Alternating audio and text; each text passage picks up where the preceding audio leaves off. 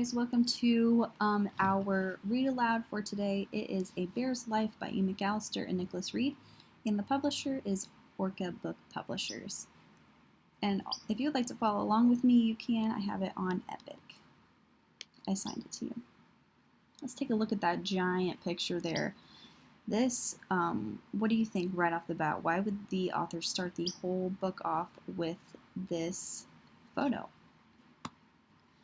So what I think is that the author put that as their first picture because they're showing us the whole setting of where the book is going to be taking place. All right, so let's get into it. It's late winter in the Great Bear Rainforest. Most bears are asleep, but not all. Some have given birth to cubs who will see the forest for the first time when spring arrives. The forest has everything bears need to live, a full, rich life, but it takes a long time for cubs to learn everything they need to know. Adult bears are perfectly at home in the rainforest. They know that in spring there will be fresh green shoots everywhere. More than 200 kinds of plants grow in the rainforest, and bears enjoy many of them. A big grizzly has no difficulty upending a log, and a mother grizzly won't think twice about defending her cubs. But if you leave grizzlies alone, they'll leave you alone too. They'd much rather curl up for a snooze. Cubs learn lessons from their mothers all the time, but sometimes all they want to do is play and let off steam, just like you. For young grizzlies, the Great Bear Rainforest is a place full of wonders and surprise. They never know what they're going to see next. A deer, a wolf, an eagle, maybe all three. Young grizzly bears spend a full 3 years with their mothers before they strike out on their own. Black bear cubs spend a year and a half with their moms before going solo.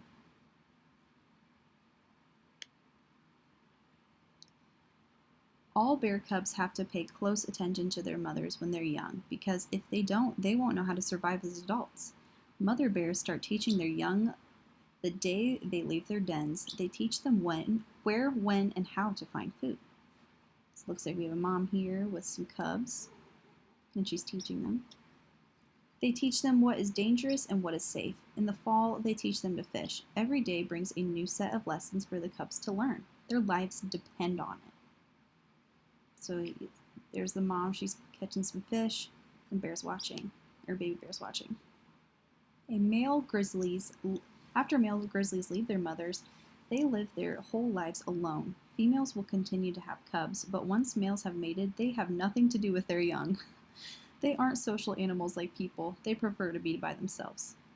I didn't know that. The Great Bear Rainforest's long, jagged coastline has many rivers and streams. Bears get some of their food from these streams, especially in the fall when the salmon return. So it isn't unusual to see a bear popping out of a pool soaking wet. The beach can be a banquet for bears. You just have to get to know where your paws on what's there. Have you ever tried eating a barnacle? Bet you haven't. But bears are so strong they can pry them off rocks as easily as we bite corn off the cob. They eat them like popcorn. They also move rocks around to set free small creatures like crabs and eels, all of which make tasty bear snacks. Bears also like clams. Some bears eat just the meat inside the shell, and some eat the entire clam, shell and all. One of the most amazing sights in the Great Bear Rainforest is the spirit bear, which is a black bear born with white or cream-colored fur. The Great Bear Rainforest is the only place in the world where spirit bears live. That's cool. No one knows how many bears there are in the rainforest, but there could be thousands, and most of them are black. A black bear can have a white cub. Some mother bears have both black and white cubs. In the whole Great Bear Rainforest, there are thought to be only about 400 white bears. Some people believe that every 10th black bear is born white. So 1 out of every 10 bears that are born are white. That's what they're predicting. No one knows why spirit bears are white, but some scientists believe it makes them better fishers. Salmon will notice a black bear against a gray sky and move quickly to get away from it. But a white bear against the same sky might appear invisible to the fish. Hmm. Indigenous people say, so people who live there, say that that raven, the creator of the rainforest, flew among all the black bears and turned every 10th one white.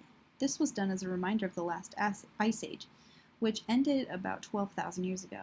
After turning the bears white, Raven promised they would be the best fishers on the coast and that they would live in peace and harmony in a forever green rainforest. So that's a myth that the people believe that live there.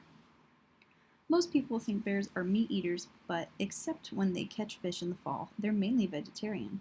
Bears love berries, and in the summer, the Great Bear Rainforest is full of them. Salmon berries, devil's club berries, elderberries, twinberries, huckleberries, blueberries, thimbleberries, salal berries, gooseberries, and Saskatoons. I've only heard of a couple different ones of those, so those are pretty interesting. Fall is salmon season, when 5 different kinds of salmon return to the rainforest streams and rivers to mate, lay eggs, and die. That is, if they manage to avoid the jaws, teeth, and bellies of thousands of hungry bears. All bears are expert fishers, but each bear has his or her own special style. Some plunge their heads into the water and grab the fish in their jaws. Others sit on the river's edge and scoop the fish up like ice cream. Some pin the salmon against the rocks with their long claws, and others jump on top of them and crush them between their elbows and stomach. Oh my goodness.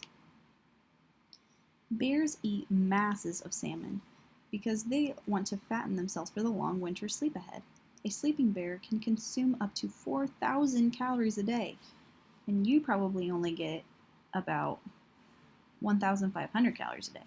That's like eating 10 fish burgers. Bears' stomachs are so full and heavy when fishing season is over that they drag on the ground like sacks of grain.